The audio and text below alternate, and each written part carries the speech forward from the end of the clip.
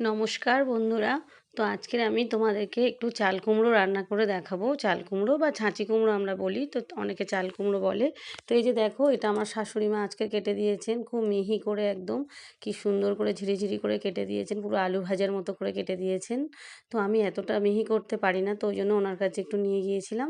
আর এই মাছটাকে তোমরা কী মাছ বলো বন্ধুরা? আমরা এই মাছটাকে আমুদে মাছ বলি।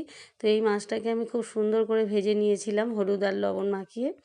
আর এর সাথে দেবো চিংড়ি। এই যে ছাঁচি কুমড়োটা, এরই রেসিপিটা আজকে করে দেখাবো তোমাদেরকে। তো এর সাথে আমি চিংড়ি দিয়ে করব।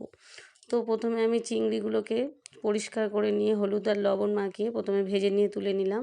তারপর মাছগুলোকেও ভেজে নিলাম। তারপরে ওই তেলের মধ্যে আমি একটু পাঁচ ফোড়ন দিলাম আর একটুখানি তেজপাতা দিলাম, দুটো তেজপাতা কিছু পাঁচ ফোড়ন দিয়ে ফোড়ন দিয়ে, আর আমি আলুটাকে বুটি বুটি করে কেটে রেখেছিলাম, সেই আলুটা আমি এর মধ্যে দিয়ে দিলাম। দিয়ে আলুটাকে বেশ আমি ভালো করে একটু ভেজে নেব। তো বন্ধুরা, আমি কিন্তু খুব কড়া করে ভাজবো না, হালকা করেই ভেজে নেব আলুটাকে। তো এর মধ্যে একটু হলুদও দিয়ে দেব, এর মধ্যে একটু হলুদ দিয়ে আর আমি হালকা করে এটাকে ভেজে নিয়ে তো তুলে নেব না, এর মধ্যেই আমি একেবারে সবগুলো মানে সমস্ত রান্নাটা আমি একেবারে এর মধ্যেই করব। তোমরা চাইলে আলুটাকে তুলে নিতে পারো, কিন্তু আমি একেবারেই করে নিয়েছি এর মধ্যে। তো এই যে আলুটাকে আমি হালকা করে ভেজে নিলাম, নিয়ে এবার আমি ওই যে চাল কুমড়োটাকে ধুয়ে রেখেছিলাম, জল ঝরতে রেখেছিলাম, তো সেই চাল কুমড়োটা এবার আমি এর মধ্যে অ্যাড করে দেবো। তো বন্ধুরা, তোমরা চাইলে এর মধ্যে একটু চিনি দিতে পারো, কিন্তু আমি এর মধ্যে চিনি দিইনি, কারণ এই চাল কুমড়োটা আমার একটু বেশ ঝাল ঝাল খেতে ভালো লাগে, আমি চিনি দিই না। তোমরা যারা একটু চিনি পছন্দ করো একটু দিতে পারো, অল্প করে দিলে একটা অন্যরকম একটা টেস্ট হয়। তো আমি চিনিটাকে আজকে দিইনি। তো এই যে আমি চাল কুমড়োগুলোকে এর মধ্যে দিয়ে দিলাম। তো দেখো বন্ধুরা, চাল কুমড়োটা যখন আমাদেরই মানে গাছের, কিন্তু যখন আমি চাল কুমড়োটা কাটবো বলে ভেবেছিলাম, ছবিটা তোলা হয়নি।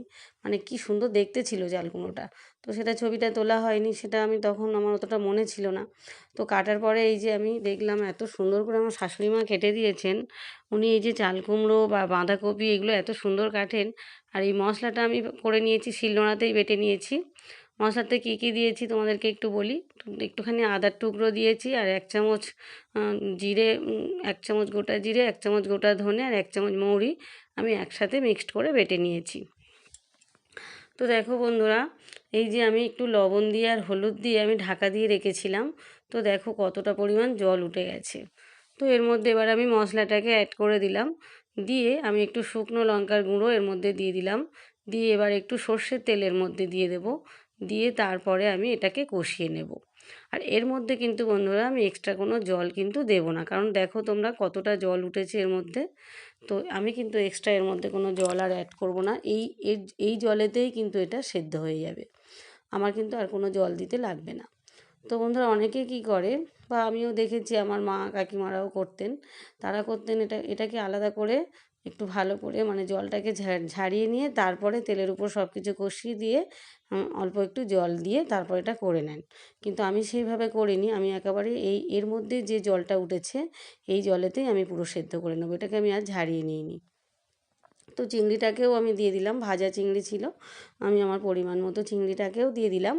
দিয়ে এবার ভালো করে আমি তেল দিয়ে সমস্ত মশলাটাকে সবজির সাথে কষিয়ে নিলাম, নিয়ে আবারও একটু আমি ঢাকা দিয়ে দিলাম। আর গ্যাসটাকে আমি একদম মিডিয়াম ফ্লেমে দিয়েছি। এবার এর মধ্যেই সমস্ত সবজি, আলু আর চিংড়িটা পুরোটাই ভালোভাবে সেদ্ধ হয়ে যাবে। দেখো বন্ধুরা, এই যে সমস্ত জল টেনে নিয়েছে, দেখো জলটা আস্তে আস্তে টেনে নিয়ে একদম শুকনো মতো যখন হয়ে যাবে তখনই আমি নামিয়ে নেব। তো দেখো এরমই দেখতে হয়েছে, কি সুন্দর দেখতে হয়েছে দেখো, আর খেতেও দুর্দান্ত হয়েছে। তো বন্ধুরা, সবাই ভালো থেকো, সুস্থ থেকো, তো টাটা।